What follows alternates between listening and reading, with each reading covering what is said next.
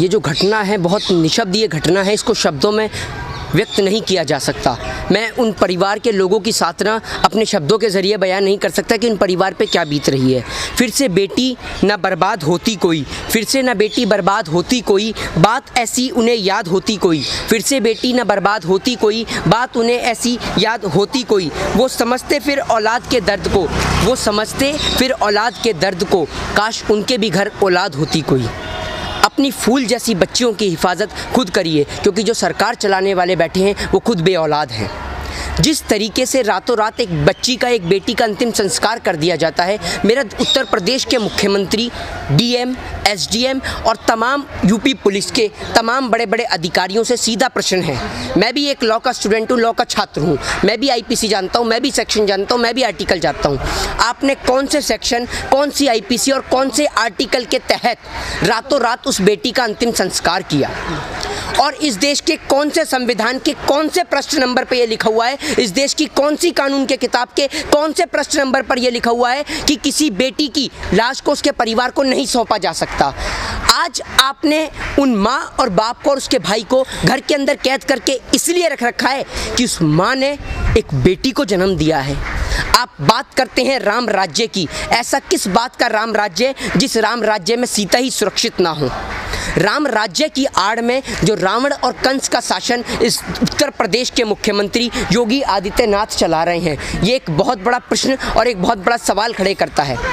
आज जिस तरीके से बहन बेटियों की इज्जत सरे बाजार लुट जाती है और लोग चुप रहते हैं, हिंदू धर्म के मुताबिक कभी भी रात के वक्त अंतिम संस्कार नहीं होता है, तो रात में अंतिम संस्कार क्यों किया गया?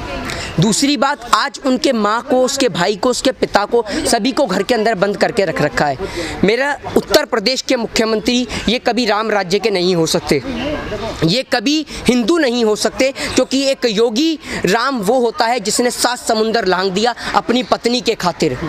महिलाओं के सम्मान में ना जाने कौन है ये कैंडल जलाने लग गया, नहीं तो महिलाओं के सम्मान में तो आग लगा दी जाती है, लंका दहन कर दिया जाता है।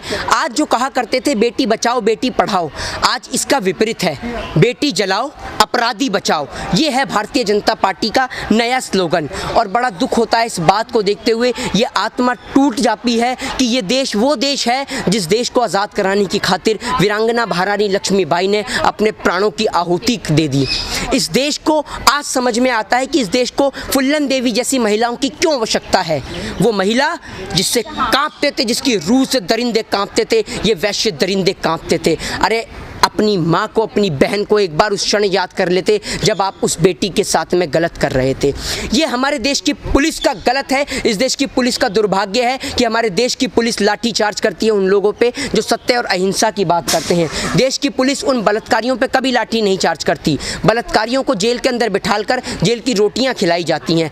आज उत्तर प्रदेश के मुख्यमंत्री योगी आदित्यनाथ उर्फ अजय सिंह बिष्ट से कहना चाहूँगा, मुख्यमंत्री महोदय, अगर उस बेटी को इंसाफ न दिला सको तो ये चूड़ियाँ ले लेना और इन चूड़ियों को अपने दोनों हाथों में पहनकर और कहीं सूट और सलवार पहन के अपने मुंह को छिपा लेना, अगर उस बेटी को इंसाफ ना दिला सको। आपने मूर्ख बना दिया पूरे देश की जनता को। एक बात बताइए, यूपी पुलिस ने ही तो उस बेटी के शव को अंतिम बार उसकी माँ के चेहरे को नहीं देखने दिया, यूपी पुलिस नहीं ना।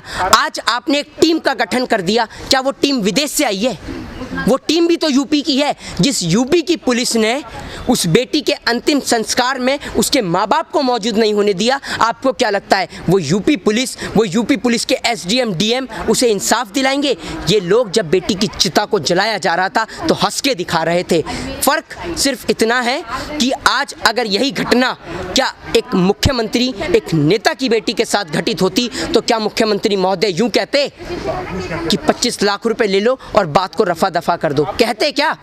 अरे 25 छोड़िए, 50 लाख रुपए देगी इस देश की जनता आपको। आपने अगर दम है, अगर आप में थोड़ी सी भी इंसानियत बाकी है तो उस बेटी को इंसाफ दिला के दिखाइए। है आप में दम? आज उस बहन को, उस बेटी की आत्मा को भी दर्द हो रहा होगा जिसे इंसाफ नहीं मिल रहा। राहुल गांधी जाते हैं हाथरस तो वो पुलिस नहीं जाने देती है, उन्हें उनके साथ बदसलूकी होती है। तो मतलब विपक्ष भी अगर आवाज़ उठा रहा है तो उसको कुचलने का काम किया जाता है, और जब निर्भया निर्भया कांड हुआ था तब ये भी विपक्ष में थे, और स्मृति ईरानी जिस तरह से याद होगा कि चूड़ियाँ भेजती थी मनमोहन। ये चूड़ियाँ जो मैं दिखा रहा हूँ ये इसीलिए दिखा रहा हूँ, देश के कानून मंत्री रविशंकर प्रसाद के लिए दिखा रहा हूँ, मौजूदा प्रधानमंत्री के लिए दिखा रहा हूँ, उत्तर प्रदेश के मुख्यमंत्री के लिए दिखा रहा हूँ। जिस देश का मुख्यमंत्री बेटियों की हिफाजत नहीं कर सकता, उसको इस देश के अंदर रहने का कोई अधिकार नहीं है, उसको हाथ में चूड़ियाँ पहन लेनी ही चाहिए। और जिस तरीके से राहुल गांधी को रोका गया, टीएमसी के सांसदों को रोका गया और तमाम लोगों को, विपक्ष के लोगों को रोका गया, राहुल गांधी को धक्का दिया गया। एक विपक्ष का नेता जब उनसे मिलने जा रहा है, उनके घर परिवार को सांत्वना देने जा रहा है, वो कहने को तैयार है कि मैं अकेला भी पैदल जा सकता हूं, तो उसे क्यों नहीं जाने दिया जाता? कौन सा संविधान इन्हें कहता है? और उस पुलिस वाले के तहत कड़े से कड़ा मुकदमा दर्ज होना चाहिए जिसने एक विपक्ष की पार्टी के नेता को धक्का दिया है।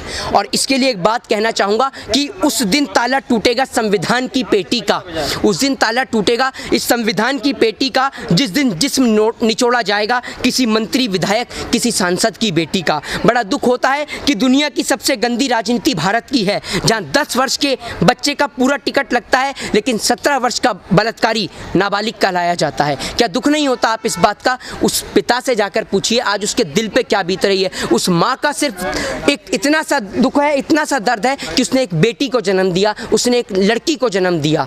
अगर मोदी जी आपके राज में, खैर मोदी जी से क्या कहूँ, इन लोगों का घर परिवार नहीं है, और सबसे बड़ा नपुंसक वो नहीं जो बच्चों को पैदा नहीं कर सकता, सबसे बड़ा नपुंसक वो है जो इस देश के अंदर बहन बेटियों को इंसाफ नहीं दिला सकता। सबसे बड़ा नपुंसक वो है जो इसके अंदर भी हिंदू, मुस्लिम और जाति और धर्म को तराश रहा है। बेटी चाहे मौलाना की हो, चाहे पंडित की हो, बेटी बेटी होती है और हर बेटी को इस देश के अंदर इंसाफ मिलना चाहिए। और अगर इंसाफ ना मिले तो हर एक बेटी को फुल्लन देवी, रानी लक्ष्मीबाई बन जाना चाहिए और इन असुरों का सर्वनाश करना चाहिए। पोर्टेबल माइक है यहाँ पे।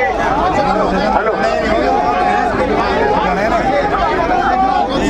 आज लोग जाएंगे हाथरस या फिर ये कार्यकर्ता राहुल गांधी के साथ?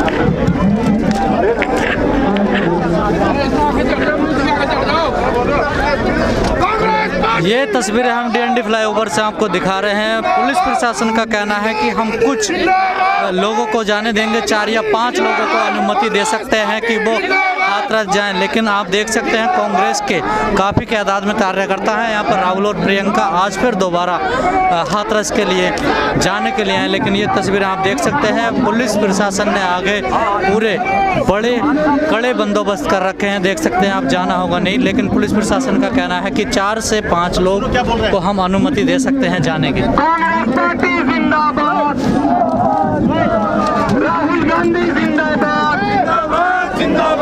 राहुल जी संघर्ष करो, राहुल जी संघर्ष करो।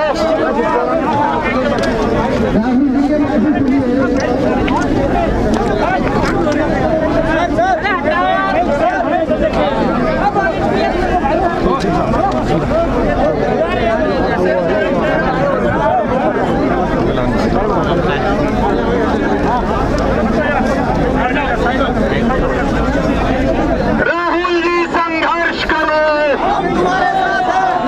राहुल जी संघर्ष करो, प्रियंका जी संघर्ष करो।